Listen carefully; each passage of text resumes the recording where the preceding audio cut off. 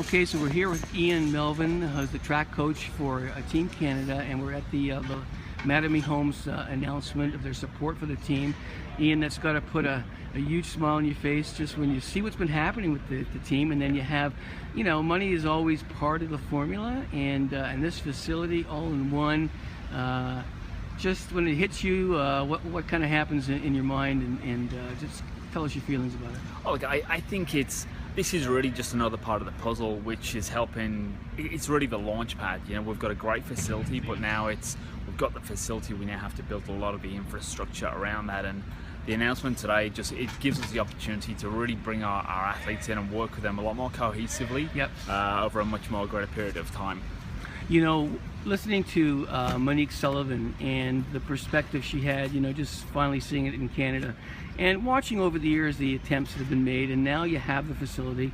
And did you expect to see, and I've asked a few others, do you expect to see the results happen so fast? Because there just seems to be a flurry of energy, and is it just a kind of a little bit of a momentum, or is it a little bit of a honeymoon period? No, look, it's certainly not a honeymoon, and I don't think anybody would say that they didn't expect to see the results. We knew we had good athletes.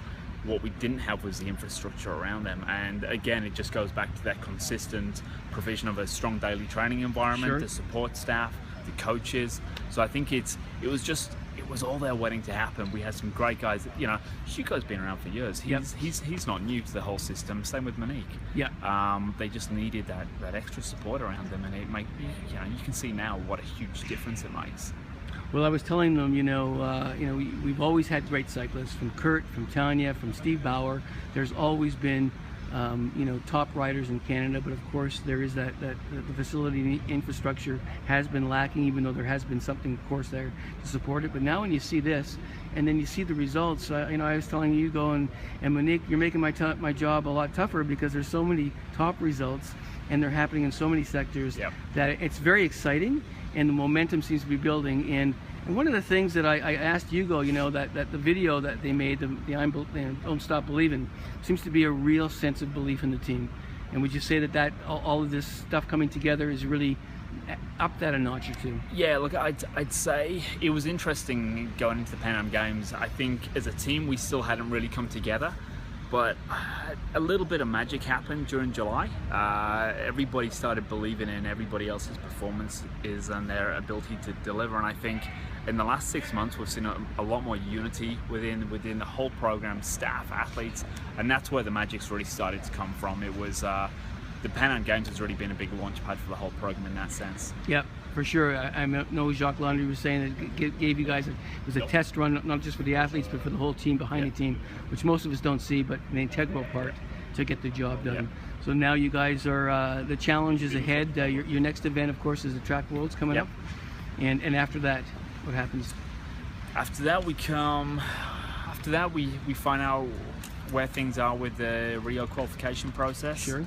I think we've got a really busy year ahead of us outside of the Rio Games anyway. Sure. The next gen men's track endurance program, we've got a full European season. Absolutely, right. We're planning some competitions through Asia as well this year, so there's a lot of moving parts that we're still really trying to hold together and plan everything forward, because for us our big goal is Tokyo 2020. Sure. So so it's really trying to plan 4 years in advance. Yes. And making sure that we have everything aligned. Absolutely. It's not just the events coming up, but it's the ones down the road. Then you've got to have a good platform for that.